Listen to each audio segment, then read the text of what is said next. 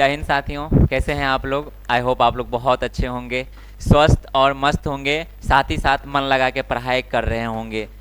साथियों, आप सभी लोगों का स्वागत है सक्सेस ऑनलाइन क्लासेस में।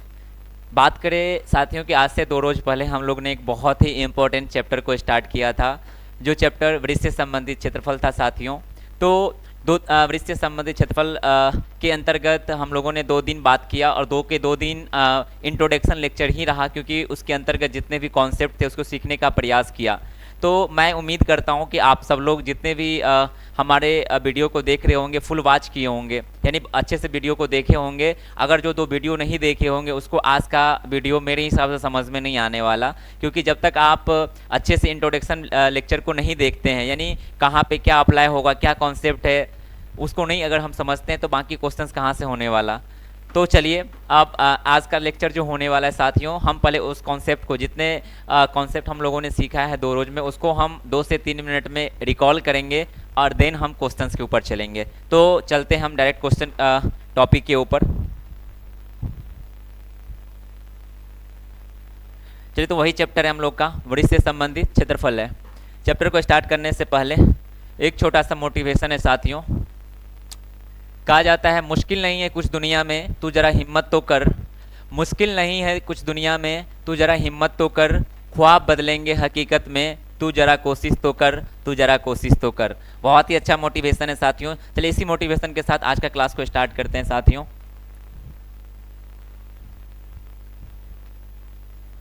तो देखते हैं, सबसे पहले हम लोगों ने 2 दिन में जो जो चीज़ें पढ़ रखा है उसको थोड़ा सा हम सम अप करते हैं, 2 से 3 मिनट में इसको रिकॉल करते हैं, फिर क्वेश्चंस के ऊपर चलेंगे। तो सबसे पहले हम लोगों ने देखा था कि वृत्त क्या होता है, और वहाँ से हमने वृत्त देखा था, त्रिज्या देखे थे, व्यास देखा था। बाकी उसमें व्यास और त्रिज्या में रिलेशन देखा था। मोस्ट जो हम लोगों ने सीखा, जो जिसको आज हम अप्लाई करेंगे उसके बारे में देख लेते हैं। तो सबसे पहले हमने देखा था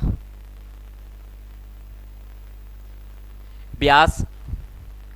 व्यास जो होता है, यानी कि व्यास मीन्स डी, ये जो होता है वो 2 × r होता है। डायरेक्ट हम फार्मूला पे चलेंगे कि जो जो कॉन्सेप्ट हमें आना चाहिए, जिसका आज हम अप्लाई करेंगे उसको देखेंगे। व्यास बराबर 2r होता है, और यहाँ से r बराबर क्या होगा साथियों, d/2 होगा। यानी कि अगर हमें व्यास निकालना होगा, त्रिज्या दिया हुआ है, अगर हमें व्यास निकालना होगा तो 2 गुने त्रिज्या करके हम व्यास निकालेंगे। अगर हमें व्यास दिया है और त्रिज्या बोलेगा निकाल के, तो d/2 करके हम व्यास निकालेंगे साथियों, ठीक है। इसके बाद नेक्स्ट जो हम लोगों ने देखा था, वो देखा था वृत्त की परिधि क्या होती है। वृत्त की परिधि वो था साथियों 2πr। नेक्स्ट हम लोगों ने देखा था वृत्त का क्षेत्रफल क्या होता है, तो वो था साथियों πr²। नेक्स्ट हम लोगों ने देखा था अर्धवृत्त की परिधि।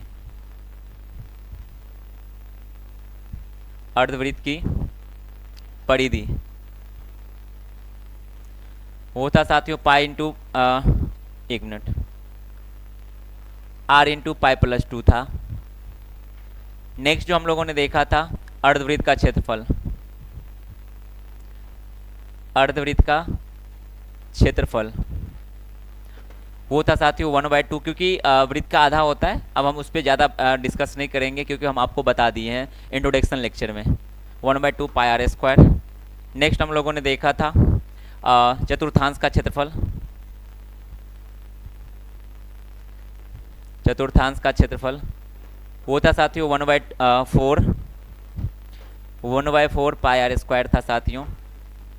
उसके बाद हम लोगों ने देखा था चाप की लंबाई। चाप की लंबाई वो था साथियों πr/θ/180 डिग्री। नेक्स्ट हम लोगों ने देखा था लघु त्रिज्याखंड का क्षेत्रफल।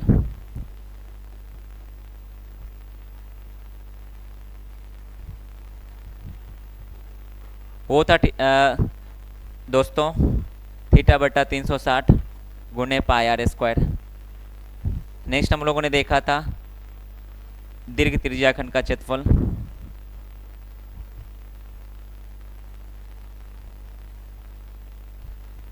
वो था साथियों 360 degree minus theta upon 360 degree into pi r square था।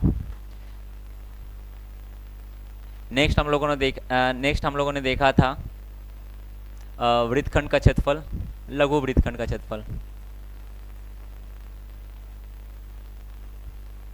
लघु वृत्तखंड का क्षेत्रफल होता साथियों आर स्क्वायर पाई थीटा बट्टा 360 -1/2 साइन थीटा था।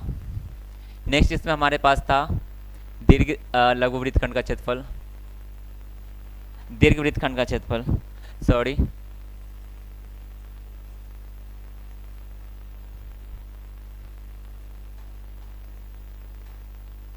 होता साथियों वृत्त का क्षेत्रफल। वृत्त का क्षेत्रफल में से साथियों माइनस कर दिए थे लघु वृत्तखंड का क्षेत्रफल।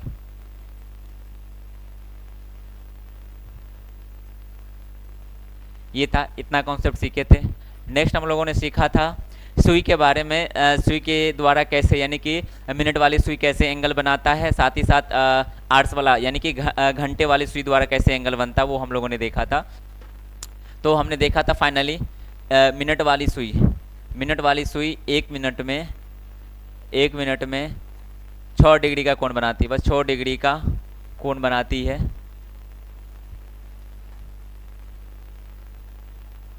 साथ ही साथ हम लोगों ने देखा था 1 घंटा में 30 डिग्री का कोण बनाती है।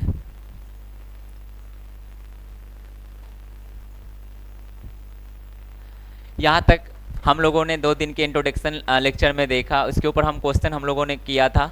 बाकी आज हम इसके एप्लीकेशन को देखेंगे क्वेश्चन के जरिए। तो 1-2 क्वेश्चंस हम अलग से कर लेते हैं, बाकी आपके लिए जो एक्सरसाइज है 12.1 उसको हम पूरा करेंगे और बाकी आज का टारगेट हम लोग का यही रहेगा। कुछ क्वेश्चंस अलग से लिए हैं आप लोगों के लिए, साथ ही साथ हम पूरा एक्सरसाइज को 12.1 को बहुत ही अच्छे से समझते हुए हम लोग करेंगे।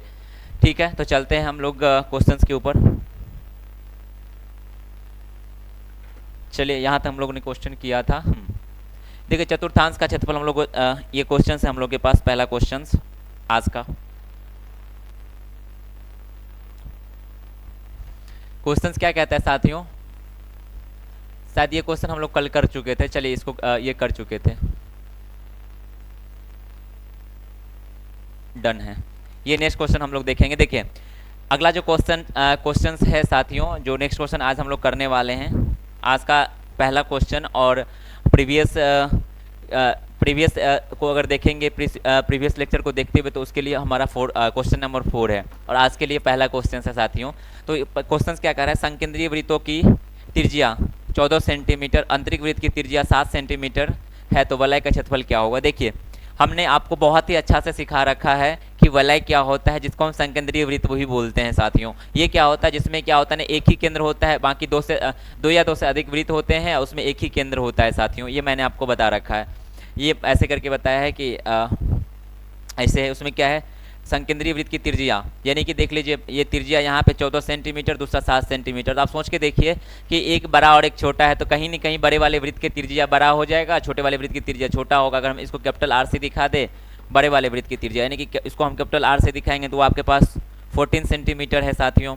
और स्मॉल आर से हम अगर इसको छोटे वाले वृत्त को स्मॉल आर से दिखाएंगे तो ये हमारे पास कितना है साथियों, छोटे वाले को दिखाएं तो वो कितना है साथियों, 7 सेंटीमीटर दिया हुआ है। अब हमसे वलय का क्षेत्रफल पूछ रहा है, लिखेंगे इसीलिए वलय का क्षेत्रफल बराबर वलय का क्षेत्रफल, यानी क्या होगा, वलय का क्षेत्रफल तो यही होगा, ये वाला क्षेत्रफल को हम वलय का क्षेत्रफल बोलते हैं साथियों। मैंने आपको इंट्रोडक्शन लेक्चर में आपको बताया था ये चीज़ कि वलय, इसको हम वलय का क्षेत्रफल बोलते हैं साथियों, वलय का क्षेत्रफल।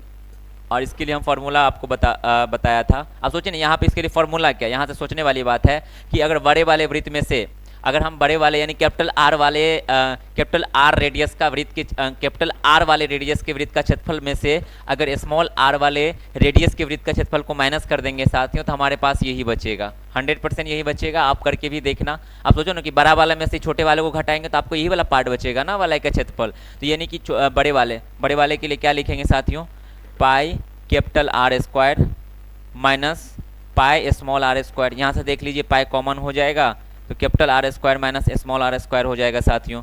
अब देखिए पाई इंटू कैपिटल आर हमारे पास कितना दिया साथियों, 14 का स्क्वायर दिया हुआ है और माइनस स्मॉल आर स्क्वायर कितना दिया है दोस्त साथियों, वो आपको दिया 7 का स्क्वायर। यहाँ से इसको आप सोल्व करेंगे तो आपके पास क्या आएगा साथियों, देख लीजिए पाई आपका वैसे ही रहेगा। ये आपके पास 14 का 14 का स्क्वायर 196 होता है माइनस 49 हो जाएगा। अब देखिए यहाँ से पाई कॉमन ही रहने देते हैं, 196 में से 49 को माइनस करेंगे तो 16 में से 9 गया तो 7 बचेगा, 8 में से 4 गया तो 4 बचेगा और इधर आपके पास बचेगा 147। यहाँ से पाई का मान 22/7 ले लेंगे साथियों, इंटू 147 हो जाएगा। 7 से ये कटेगा, हाँ कटेगा बिल्कुल से, 7 दूना 21 सत्ते, 7 दूना 14 7 1 7, यानी कि हमारे पास कितना आ गया 22 मल्टीप्लाई 21, यानी कि वलय का क्षेत्रफल क्या आ जाएगा साथियों,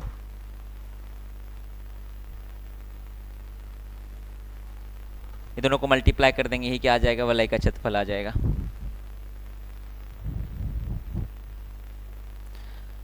तो उम्मीद करते हैं कि क्वेश्चन आपको समझ में आया होगा।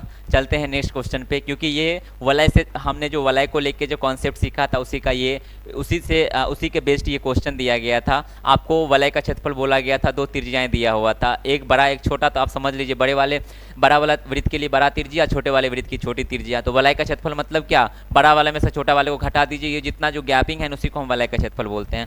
तो यहाँ से आप इसको मल्टीप्लाई कर लेंगे, उम्मीद ऐसा ही हम करते हैं कि आप मल्टीप्लाई करने में आगे रहेंगे, इसमें हम लोग टाइम वेस्ट नहीं करेंगे। इतना तक आपको कॉन्सेप्ट समझना था, बाकी का मल्टीप्लिकेशन डिवीजन आपको आना चाहिए अगर आप क्लास 10th में पढ़ते हैं। तो अगर ये भी हमें बताना पड़ेगा तो बहुत दुख की बातें होंगी मेरे लिए, इसलिए इसमें हम लोग टाइम वेस्ट नहीं करेंगे। बाकी जो हमारे लिए बेस्ट होगा, जो हमारे लिए सही है ना, हम उनमें टाइम वेस्ट करेंगे, फालतू का टाइम हम लोग वेस्ट नहीं करेंगे। इन बातों को मैं तो बहुत अच्छा सा ध्यान रखूंगा साथियों, बाकी आप लोग को भी ध्यान रखना है कि सर क्वेश्चन का सोल्यूशन एंड तक क्यों नहीं करते हैं। अगर आपको लगता होगा कि नहीं सर आप एंड तक पूरा आंसर तक निकाले तो आप कमेंट्स बॉक्स में मैसेज कीजिएगा, मैं वो भी करने के लिए तैयार हूँ। बाकी आप कुछ तो आप भी कीजिए साथियों, क्योंकि एग्जाम में तो मैं नहीं जाने वाला आपके साथ।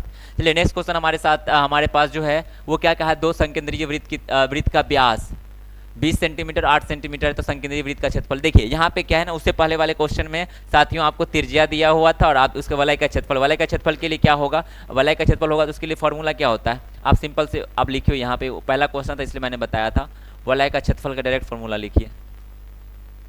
वलय का क्षेत्रफल का फॉर्मूला डायरेक्ट हम लिखेंगे, वो क्या, वलय का क्षेत्रफल क्या होता है साथियों, pi into capital r square minus small r square हो जाएगा। अब देखिए यहाँ पे आर चाहिए बड़ा वाला, यानी कि कहने का मतलब D1, ये आपका बड़ा वाला यहाँ से निकलेगा, वो इतना आपको 20 सेंटीमीटर दिया है, तो यहाँ से आपको क्या निकल जाएगा, कैपिटल आर, यानी कि D1 दिया है तो R1, यानी R1 को, यानी आप इसको R1 भी मान लीजिए, कैपिटल R मान लीजिए। ठीक है साथियों, देखिए नहीं तो यहाँ पे हम ले लेते हैं, कंफ्यूज नहीं होना है, यहाँ पे हम कैपिटल D से दिखा देते हैं। व्यास दिया तो दिखा सकते हैं, कोई दिक्कत नहीं है। यहाँ से क्या हो जाएगा 20/2, यानी कि कट के कितना हो जाएगा 10 सेंटीमीटर हो जाएगा। इसके बाद स्मॉल d, यानी छोटा वाला d दिया है आपको 8 सेंटीमीटर दिया है, तो यहाँ से आप बताएंगे कि r कितना हो जाएगा, 8/2 हो जाएगा साथियों, कट के 4 सेंटीमीटर आ गया, यानी कि स्मॉल r जो आ गया आपके पास 4 सेंटीमीटर आ गया। अब आपको कुछ नहीं करना, इसमें पुट करना है और आपका फाइनल आंसर निकल जाएगा। तो उम्मीद करते हैं ये भी क्वेश्चन आपको समझ में आया होगा साथियों। चलते हैं नेक्स्ट क्वेश्चन के ऊपर। अब देखिए नेक्स्ट क्वेश्चन बहुत ही अच्छा क्वेश्चन है साथियों। हमने जो चाप की लंबाई से रिलेटेड कॉन्सेप्ट सीखा था साथियों, उसी के बेस्ड ये क्वेश्चन दिया गया है। मैंने एक एक कॉन्सेप्ट को क्लियर करने का प्रयास किया था। अगर हम कॉन्सेप्ट को अच्छे से क्लियर किए होते हैं और उस पर हम क्वेश्चंस को प्रैक्टिस कर लेते हैं तो नेक्स्ट लेवल का नॉलेज आ जाता है साथियों। अगर बात किया जाए तो देखते हैं इस क्वेश्चन को। एक वृत्त की त्रिज्या, चलिए बढ़िया, त्रिज्या आपको दिया है 7 सेंटीमीटर। जो इन्फॉर्मेशन दिया है उसको लिखिए। तथा केंद्र पर आंतरिक कोण 60 डिग्री है, तो चाप की लंबाई यानी डिग्री भी आपको दे दी है, बहुत बढ़िया। थीटा, यानी डिग्री को थीटा या रेडियन में लिखते हैं, तो थीटा में ही हमको क्लास 10 तक लिखना है साथियों। तो क्या लिखेंगे 60 डिग्री लिखेंगे। बाकी हमको क्या बोले, चाप की लंबाई, तो सिंपल से डायरेक्ट, इसीलिए चाप की लंबाई बराबर फॉर्मूला लगाओ। चाप की लंबाई बराबर क्या होता है साथियों, पाई आर थीटा अपॉन 180 डिग्री। अब कुछ नहीं करना, इसमें वैल्यू को पुट कीजिए और आप अपना आंसर पाइए, बस और क्या करना। तो देखिए थोड़ा देर के लिए हम पाई को ऐसे रहने देते हैं, पाई ही रहने देते हैं। आर का वैल्यू आपके पास साथियों दिया है 7 इंटू थीटा का वैल्यू आपको दिया है 60 डिग्री अपॉन आपको दिया है 180 डिग्री। अब देखिएगा साथियों, अगर हम पाई का वैल्यू रखना चाहें तो हम रख सकते हैं यहाँ पे, बिल्कुल रख ही देते हैं क्योंकि कटने वाला सिचुएशन लग रहा है हमें। यहाँ पे क्या लिख देंगे 22 और ये जो है नीचे 7 आ जाएगा बिल्कुल। अब देखिए यहाँ से क्या होगा साथियों, यहाँ से क्या होगा,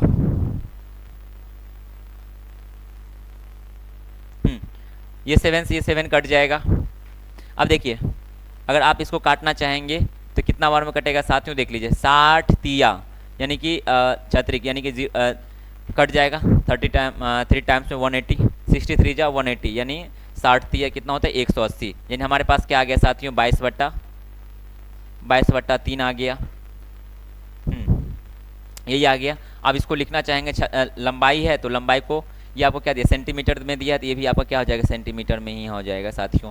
तो अगर इसको आप लिखना चाहेंगे तो आप डिवाइड करके भी लिख सकते हैं, पॉइंट में लिख सकते हैं, बाकी आप यहाँ तक भी अगर आंसर को छोड़ते हैं तो कोई दिक्कत नहीं है साथियों, क्योंकि चाप की लंबाई का यही फार्मूला होता है। यानी अगर कोई लोग ऐसे भी लिख सकते हैं चाप, अगर इसको लिखना चाहेंगे तो आप ऐसे भी लिख सकते हैं, बाकी ऐसे करके या लिख के हम दें तो क्या लिखते हैं θ/360 गुने 2πr लिखते हैं, ये होता है। अगर आप इसमें भी पुट करेंगे तो ये 2 से ये कितना बार में कटेगा 180 टर्म्स में कटेगा, तो क्या होगा πr θ कितना होगा 180 डिग्री, इसलिए इसमें टाइम वेस्ट नहीं करना है। यही ठीक है जो हमने लगाया है यहाँ पे πr θ 180 डिग्री। पाई का वैल्यू हमने सही रखा है 22/7, बहुत बढ़िया। बहुत बढ़िया, कोई दिक्कत नहीं। इसके बाद क्या है आर का वैल्यू हमारे पास दिया हुआ है, बहुत बढ़िया। इसका थीटा भी दिया हुआ, सब चीज़ तो दिया ही हुआ था साथियों, सब चीज़ तो हमें दिया ही हुआ है यहाँ पे। 1 मिनट